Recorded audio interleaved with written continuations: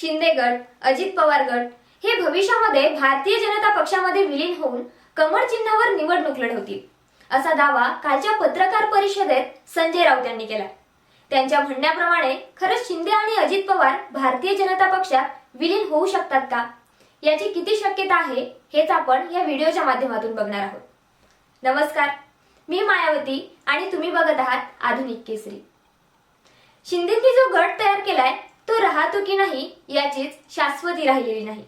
शिंदे आणि अजित पवार हे दोन्ही गट भविष्यामध्ये भाजप पक्षात विलीन होऊन कमळ या चिन्हावर निवडणूक लढवतील असं संजय राऊत ठामपणे म्हणाले।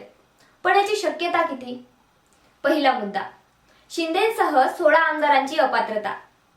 शिंदे गटाच्या अपात्रतेवर विधानसभा अध्यक्षांसमोर सुनावणी सुरू आहे। 31 डिसेंबरच्या आत निर्णय घ्या असा आदेश सुप्रीम कोर्टाने अध्यक्षांना दिलाय। त्यामुळे लवकरात लवकर शिंदे गटाच्या भवितव्यावर निर्णय लागण्याची शक्यता दिसत आहे। म्हणजे 31 डिसेंबरला विधानसभा अध्यक्ष काय निर्णय देतील यावर बऱ्याच गोष्टी अवलंबून आहेत।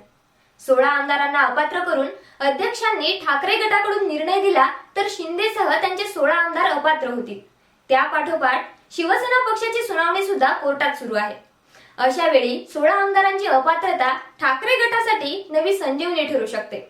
म्हणजे परत पक्ष आणि चिन्ह दोन्ही ठाकरेंच्या पदात पडण्याची आशा वाढू शकते। पण या उलट अध्यक्षांनी मुख्यमंत्री शिंदेंना अभय दिलं तर ठाकरे परत सुप्रीम कोर्टात जातील आणि या निर्णयाविरोधात दाद मागतील। तेव्हा आजवरच्या भूमिकेवरून सुप्रीम कोर्ट ठाकरेंच्याच बाजूने निर्णय घेणार हे जवळपास निश्चित आहे। कारण सुप्रीम कोर्टाने ठरवलेला ठाकरेंचा व्हीप हा शिंदेच्या वाटेतला सर्वात मोठा अडथळा आहे।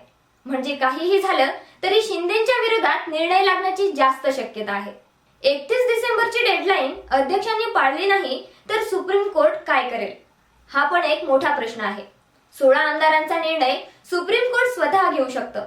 विधानसभा अध्यक्षांवर पक्षपातीपणाचा आरोप केला जात असला तरी त्यांच्या हातात फक्त वेळ काढणे एवढंच काम शिल्लक आहे।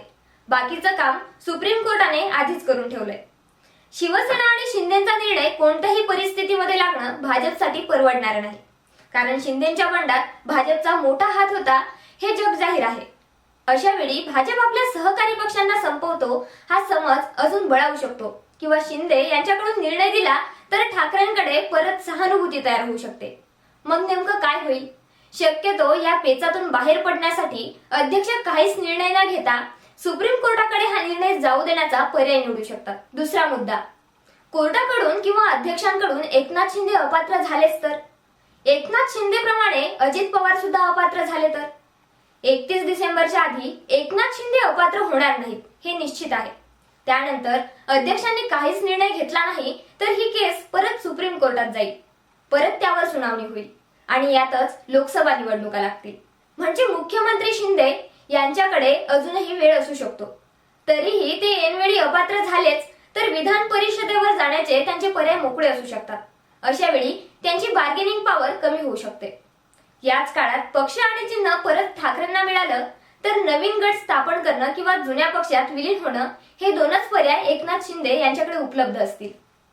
अशा वेळी शिंदे परत मशाल किंवा गदा हे चिन्ह घेऊ शकतात। या सगळ्या घटना झाल्यानंतर लगेच लोकसभा निवडणुका लागतील। पक्ष गेला, चिन्ह गेलं तरी एकनाथ शिंदे यांची ताकद संपणारी नसेल। देवेंद्र फडणवीस यांनी आधीच बोलून दाखवलंय की लोकसभा आणि विधानसभा निवडणुका शिंदेच्या नेतृत्वात होतील म्हणून। पण ऐनवेळी काही बदल झालेच तरी एकनाथ शिंदे हे महाराष्ट्रातले टॉपचे नेते म्हणूनच पाहिले जातील। अशा वेळी शिंदे भाजपमधून निवडणूक लढवतील याची किती शक्यता आहे? कमळ चिन्हावर निवडणूक लढवणे एकनाथ शिंदे यांच्यासाठी मोठी नामुष्की ठरू शकते। शिवाय मुख्यमंत्री एकनाथ शिंदे भाजपमधून निवडणूक लढवताना कोणत्या अटीवर निवडणूक लढवतील? निवडणुकीनंतर त्यांना कोणतं मंत्रिपद दिलं जाईल? कारण भाजपमध्ये आधीच मोठ्या नेत्यांची फळी असताना एकनाथ शिंदेंना सामावून घेणं इतर नेत्यांना रुचणार नाही। देवेंद्र फडणवीस शिंदेच्या नेतृत्वात मंत्री आहेत।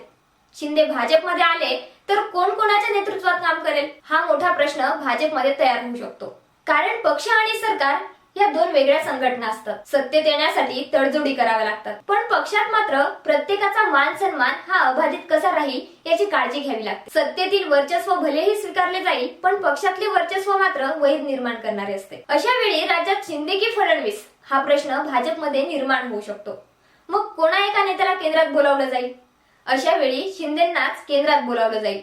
म्हणजे 24ला भाजप सत्तेत आलंच तर या गोष्टी घडतील. शिंदे भाजपमध्ये आले तर ठीक आहे, पण त्यांच्यासोबत अपात्र झालेल्या आमदारांचं काय? आधीच भाजप आणि शिवसेना आमदारांच्यात कुरबुरी असलेल्या बातम्या येत राहतात. अशा वेळी हे आमदार भाजपमध्ये सहभागी होण्यापासून शिंदेंना परावृत्त करू शकतात. ह्या सगळ्या शक्यता पाहिल्या तर असं लक्षात येईल की एकनाथ शिंदे भाजपकडून निवडणूक लढवण्याची खूपच कमी शक्यता आहे. शिंदे अपात्र नाही झाले तर त्यांचा शिवसेना पक्ष भाजपसोबत युतीत राहणार हे तर नक्की आहे. पण जर शिंदे अपात्र झाले तरी त्यांच्याकडे शिवसेना पक्ष असेलच. सुप्रीम कोर्टाने पक्ष सुद्धा ठाकरेंना परत केला तर शिंदे परत नवीन पक्ष स्थापन करतील. असंच अजित पवार गटाचं सुद्धा आहे. शिंदे आणि अजित पवार हे दोन्ही नेते कमळ चिन्ह घेऊन निवडणूक लढवतील हा फक्त टीका करण्यापुरता दावा आहे की खरंच असं घडेल हे येणारा काळच ठरवेल. बाकी तुम्हाला काय वाटतं? खाली कमेंट करून नक्की सांगा आणि आमच्या आधुनिक केसरी YouTube चॅनल सबस्क्राईब करा.